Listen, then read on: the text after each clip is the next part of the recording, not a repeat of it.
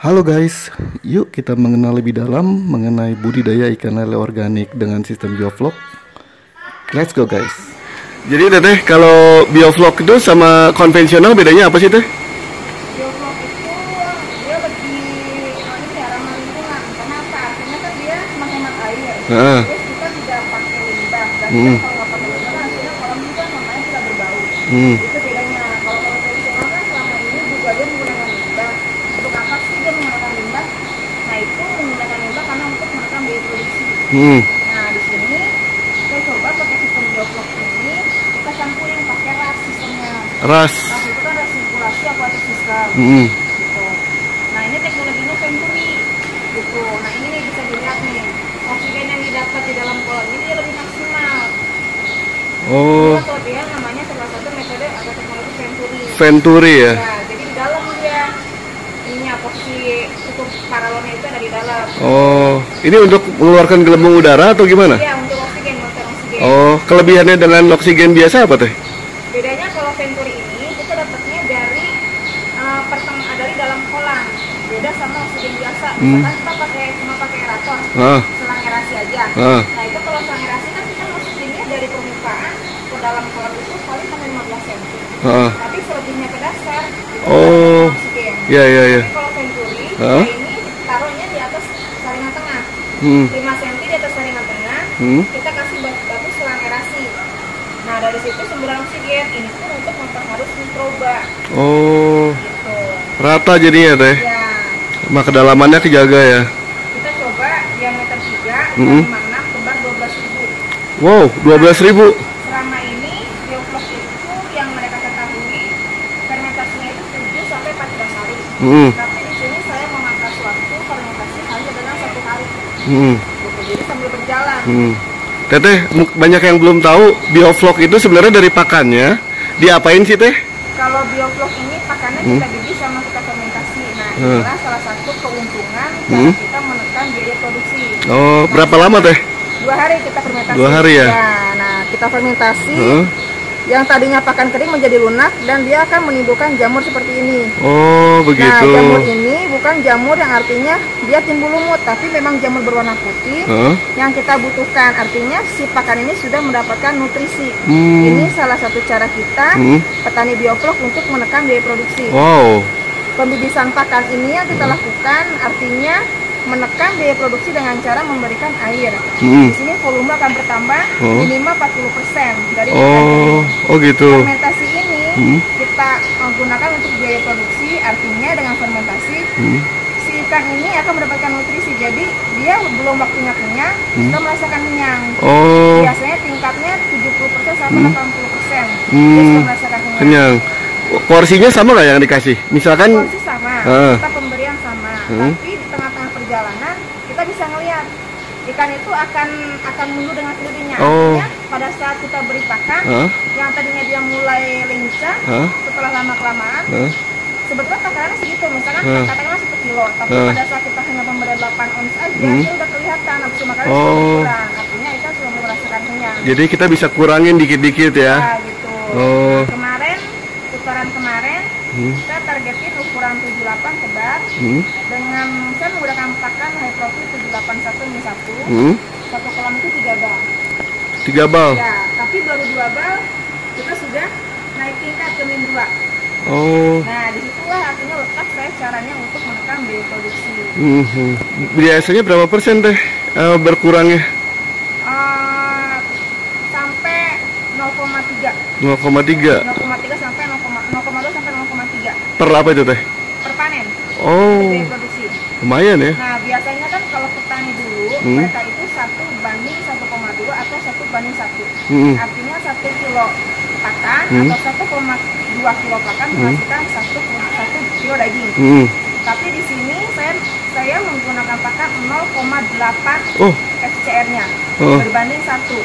Jauh sekali. Artinya hanya 8 ons pakan yang kita keluarkan, tapi kita menghasilkan daging itu 1 kilo atau bahkan lebih. Wow, jauh ya teh? Ya, karena itu saya melakukan bibis dan fermentasi. Oh gitu. Lalu untuk masalah biofloknya sendiri, ada expire-nya nggak teh?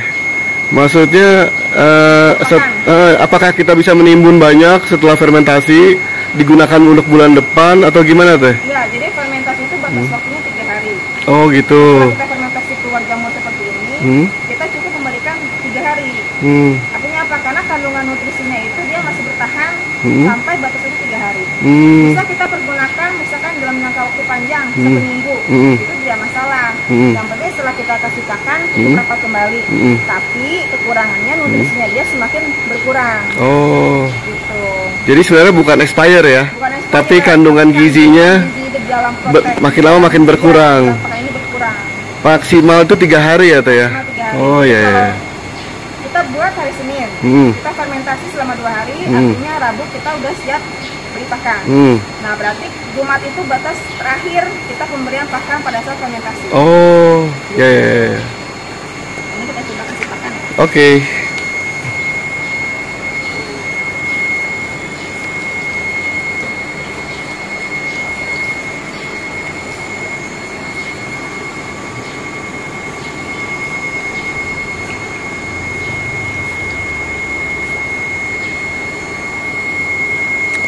Lihat guys, lelenya sedang dikasih makan. Ini ukuran berapa teh? Ini ukuran 56. Oh. Samplingannya 550 ekor. Wow, 550 ekor. Ya.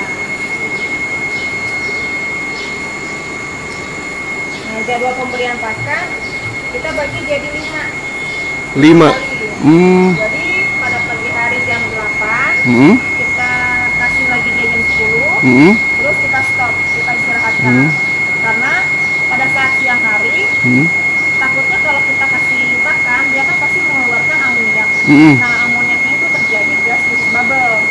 Takutnya pada saat itu ada penguapan matahari yang akan merusak air. Atau misalkan kalau pada siang hari nafsu makan ikan itu kan berkurang. Udah seperti pagi atau malam hari.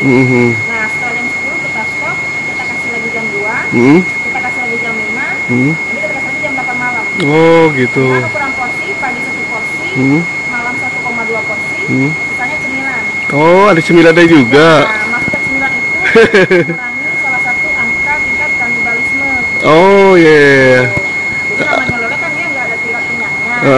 Cuman itu salah satu cara mensiasati supaya tidak terjadi. Oh gitu. Jenis cemilannya seperti apa teh? Cemilannya sama aja pelet. Oh pelet juga. Pelet juga. Yang difermentasi juga nggak? Yang difermentasi. Oh tapi nggak banyak. Nggak banyak. Jadi kalau misalkan pagi hari kita kasih 1 kilo, setelah 1 hari kita kasih misalkan 1 kilo. Nah paginya itu kita kasih 40%-nya. Malamnya itu kita kasih 50%. Nah yang 20%-nya itu kita bagi jadi 3. Oh gitu. Karena setahu saya dulu ya ketika saya nonton bukan nonton maksudnya ngelihat pembibitan lele di konvensional itu ada yang namanya pemberian tiren, pemberian siput, kayak agak ribet deh teh. Limbah judulnya teh ya. Jadi yang ada di sawah kalau kata petani lele konvensional itu kasih itu suplemen protein. Jadi banyak jenisnya. Dan saya ngeliatnya kok agak repot ya gitu ya. Apalagi cari tiren. Kalau nggak cari tiren, cari ayam beneran kan harganya lumayan ya teh ya. Dan dari saya lihat teteh kayaknya itu lebih simple dan ekonomis gitu. Sekarang gini, kita mau dapat protein dari mana? Yang kita kasih itu kan dia ayam tiren. Oh iya. Bukan protein, tapi bakteri yang kita kasih. Kenapa dulu ada di komunitas itu bilang jangan terlalu banyak konsumsi lele karena menyebabkan kanker. Bukan lele yang kita konsumsi, tapi lele yang mengkonsumsi limbah.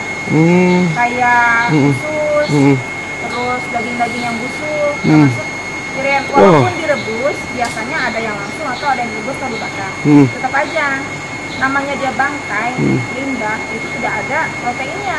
Wah ngeri banget ya. Kandungan gizinya, yang ada itu bakteri. Tapi teh kalau ngelihat perkembangan sekarang masih banyak yang pakai konvensional nggak teh? Ya masih, karena apa? Karena itu mungkin petani dulu kan dia menekan daya produksi. Seperti itu, dia menggunakan limbah. Karena mereka tidak tahu apa sih itu bibis pakan. apa sih fermentasi pakan gitu. Nah memang kebanyakan alhamdulillah setelah saya melakukan riset di sini selama 1 tahun perjalanan saya menemukan hasil yang ya lumayan lah maksimal gitu. Terobosan itu. Ya saya share teman-teman mereka semakin kesini semakin mengetahui akhirnya mereka mau memulai dari nol kembali. Iya, kalau kata saya nggak ada ruginya, teknologi baru juga, manfaatnya banyak, dan apa ya, benefit yang didapat dari sisi cost juga jauh, sangat jauh ya Teh ya. Terkadang gini, konvensional itu mereka merugi pasti banyak angka kematian lebih tinggi. Tingkat kematiannya kenapa? Karena mereka menggunakan limbah. Gitu. Ikan kan ada yang terserang penyakit kayak gitu. Tapi kalau di sini kita menggunakan sistem bioflok, artinya benar-benar pakan juga, pakan yang bergizi. Gitu. Mati ada tapi normal lah ya Teh ya. Kita nggak banyak. Ini saya tebar hari Sabtu, Sabtu, Minggu, Senin, hari Selasa, 4 hari saya tebar, alhamdulillah tidak ada kematian 1 ekor pun. Wow, 1 ekor pun. Iya. Dari jumlah 12.000. Oh, tingkat keberhasilan 100% ya. Ya, nah nanti kita siasati kalau memang misalkan ada kendala di perjalanan. Biasanya 1 minggu tebar, 2 minggu tebar, dan 1 bulan. Artinya ikan ini sanggup nggak sih nerima air yang ada dalam kolam kita? Gitu kita deh. Tahu kan dia menggunakan bahan apa untuk bibitnya lagi lalu. Nah ini kita bisa siapkan kolam sortiran. Kita siapkan kolam kecil aja, artinya untuk karantina. Oh gitu ya. Di situ kalau ada yang sakit kita pisahkan, kita treatment. Jadi di ospek dulu ya Teh ya. Buat mantau mana yang siap, mana yang memang dia lemah ya Teh ya. Jadi sebenarnya yang lemah itu bukan kita singkirkan ya Teh ya, tapi kita treatment ya Teh ya, supaya dia siap dengan medan yang baru ya Teh ya. Kenapa kita karantina agar dia tidak menularkan ke teman yang lain? Gitu. Cepet nggak sih Teh persebaran penyakitnya? Tergantung jenis penyakit. Kalau kayak aeromonas, terus penyakit kuning itu cepat. Kuning itu gimana Teh? Warnanya kuning. Oh. Kulitnya kuning. Imbasnya apa? Angka kematian. Oh. Langsung kematian ya? Ya gitu. Tapi kalau dia hanya GBD itu perutnya kembung. Itu nggak usah kita karantina, kita cukup kasih bibit dipakan aja. Kita tambahin bawang putih. Oh, bawang putih. Bawang putih itu adalah antibiotik atau vitamin C yang dibutuhkan juga untuk ikan. Gitu. Kandungan bawang putih itu kan kita tahu ya kalau bawang putih itu bisa menyembuhkan macam penyakit. Betul. Gitu. Ternyata berlaku buat ikan juga ya Teh ya? Saya kira buat manusia doang. Itu herbal. Tuh guys, denger guys, bawang putih itu penting, banyak manfaatnya. Jadi kalau misalkan kita mau lebih sehat lagi, dalam 1 minggu kita bisa selingin. 1 minggu di awal kita kasih suplemen untuk fermentasi pakan. 1 minggu kemudian kita selingin sama bawang putih. Takarannya 1 kilo pakan hanya membutuhkan 2 siung bawang putih aja. 2 siung bawang putih. Ya, itu kita iris-iris atau gimana? Oh, blender. Halus kita campurin. Campurin aja Teh ya. Itu untuk mencegah penyakit juga. I see. Ikan yang sudah siap panen. Ini ikan yang sudah siap panen. Seru. Wow. Umur berapa bulan biasanya Teh? 50 hari doang? Dengan ukuran 6, 7, 8 senti per kilo. Oh, per kilo. Isinya. Oh ya, sorry. Isi 6 ya.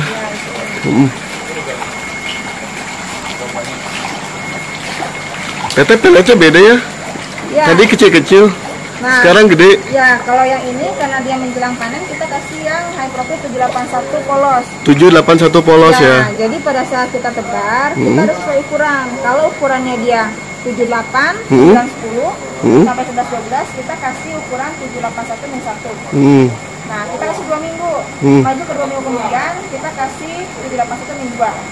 Menjelang panen artinya sudah masuk sangkal. 1 kilo itu isi 30 ekor biasanya.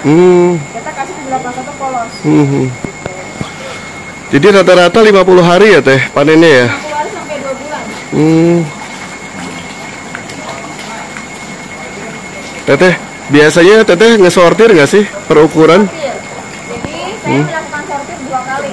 2 kali? Dari mulai tebar sampai panen. Jadi pada saat masuk itu 1 bulan di awal lebar kita sortir. Kita bagi menjadi yang kita pilih mana sih yang besar dan yang kecil kita pisahkan.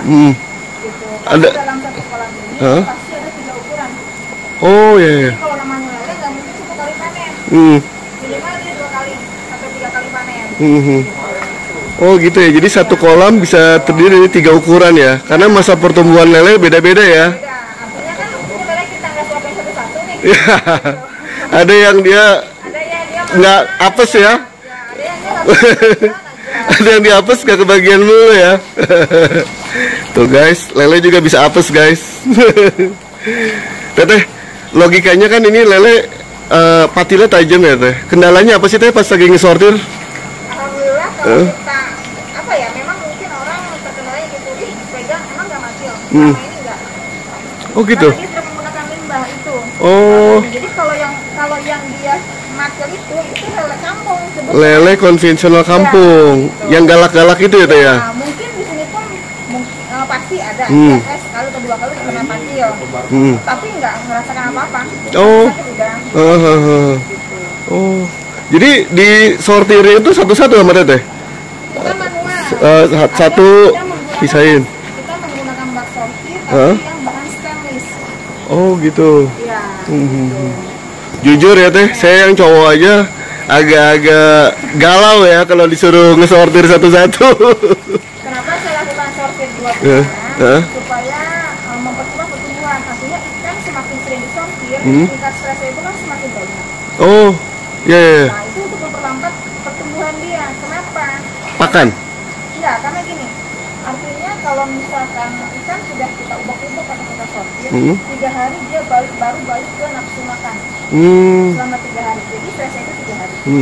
Nah, setelah 1 minggu dia baru balik ke menjadi daging. Jadi percuma selama 1 minggu kita buang budget membeli pakan itu cuma aja.